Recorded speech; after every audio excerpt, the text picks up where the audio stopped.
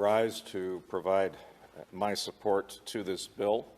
I want to commend Senator Housakos for his work and in introducing it, and also for his work in the autism community, particularly in Montreal. Colleagues, this is not a partisan issue. Autism spectrum disorder impacts families all across our country, regardless of their location, regardless of their ethnic background, regardless of how they may vote in elections. For me, the appeal of this bill is that it is general, recognizing that there are jurisdictional issues and varying approaches in dealing with ASD across the country.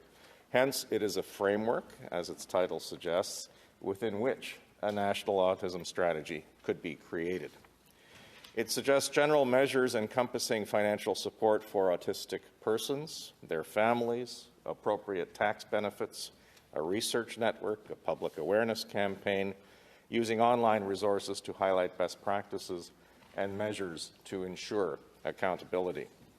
It recommends consultations across the breadth of the federal government, but also with provincial jurisdictions, relevant stakeholders, experts, advocacy organizations, to which I would also add self-advocates, many of whom have been in touch with me.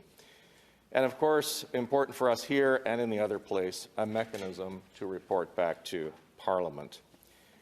As Senator Housakos has said, the idea for a national autism strategy is not new. However, while much has been talked about, very little has actually been done since the release of the 2007 report by the Senate's Committee on Social Affairs, Science and Technology, entitled Pay Now or Pay Later, Autism Families in Crisis. This is a well-known and oft-cited report, which our current colleague Senator Cordy had a hand in as a member of the committee at that time. I think we need to recognize, and we all know this, that the government has been preoccupied in the health sector for almost 2 years with a pandemic that is still not over as new COVID variants emerge. This has engaged policy planners as well as federal and provincial government operational units full-time. But hopefully, this pandemic will soon become endemic.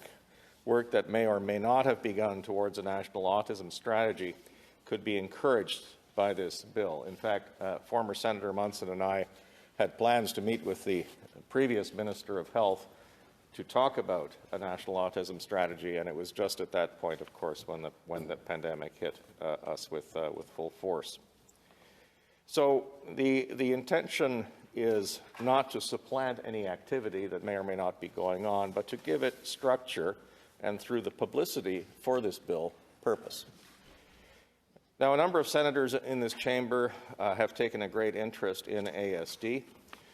Senator Housakos himself, and he's mentioned a few, but I just wanted to mention Senator Bernard, Senator Lafreda, Senator Harder, Senator Hartling, and of course my colleague and seatmate, Senator Kuchar, who knows a lot about mental illness and mental health.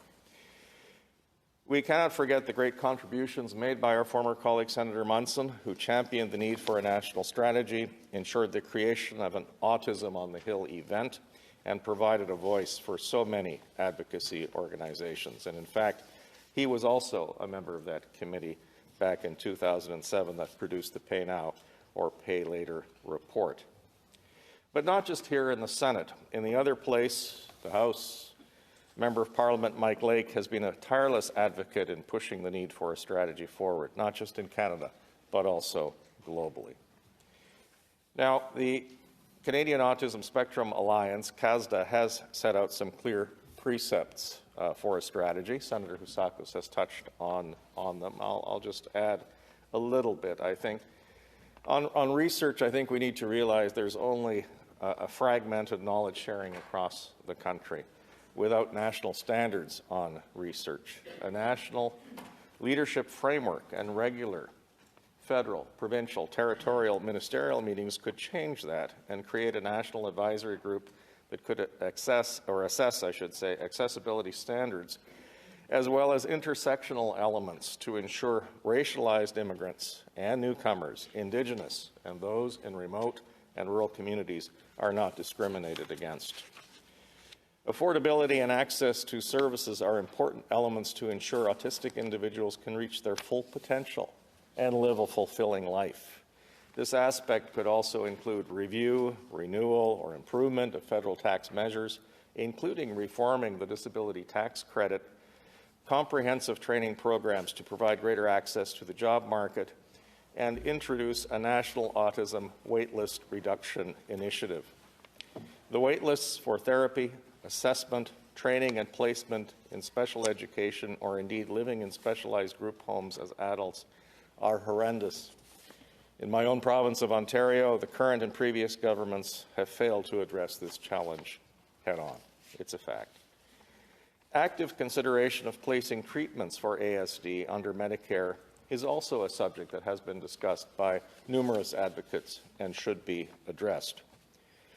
Making sure early development intervention services are available on the autism spectrum through what has been called an enhanced 18-month well baby medical visit so that children can get access to early developmental intervention services is important.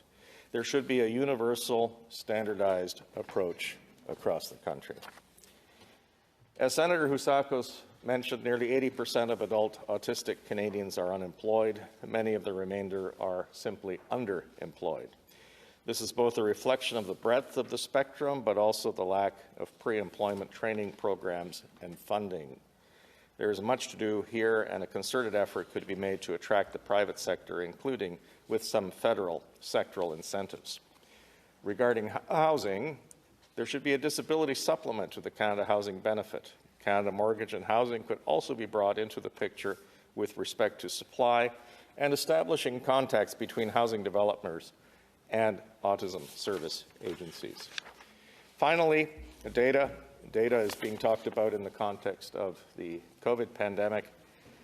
Data systems should be linked to ensure better information sharing, and there should be a media campaign to improve the public perception on ASD, equity, and inclusion, as in fact the bill before us suggests. Colleagues, for me, this is deeply personal. The third of our 4 children, Nicholas, is autistic. He was born on posting in San Jose, Costa Rica. We had to bring him back here to have him diagnosed. He was misdiagnosed here in Ottawa, and we had to go through more diagnostic procedures.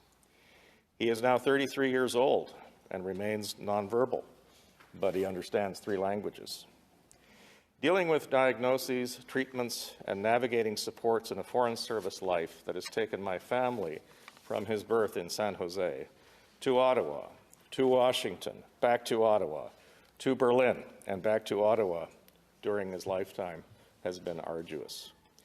Dealing with his lifelong disability has without a doubt been the greatest of challenges, certainly for him, for his siblings, for my spouse, for myself.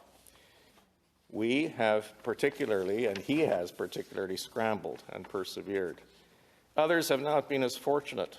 Families and relationships have disintegrated. Services have not been offered. Diagnoses missed. Waitlists extended into perpetuity. In our travels and in living in other countries, we have learned how other jurisdictions approach autistic spectrum disorder. Much can be gleaned from practices abroad in other jurisdictions, and indeed Nicholas lived in a group home for 2 years in the state of Brandenburg in Germany, about an hour and a half from Berlin, where we lived. Ironically, he now lives about an hour and a half away from Ottawa in a small group home. He's doing well. He sometimes comes home, and we also go to him, as was the case this past weekend. The pandemic has made meetings difficult, but we were able to go out with him to a restaurant last Saturday. Like many of us, he doesn't like the mask thing. I think the point of order just touched on that. And you don't have to be verbal to indicate that. Like other parents of autistic individuals, we worry about his future and who will advocate for him in that future. Colleagues, we have a long history in our great country of helping those who are disadvantaged. In fact, we've built ourselves on this. And there are many with disabilities who require our support. Autism needs to be addressed in a straightforward manner, and in my opinion, a federal framework can set the parameters for what will surely be a very tough path that lies ahead. This bill will provide the impetus to do just that. I support it very strongly. I thank Senator Housakos again for introducing it and recommend that we send it to committee as soon as possible so it can be further enriched as required. Thank you.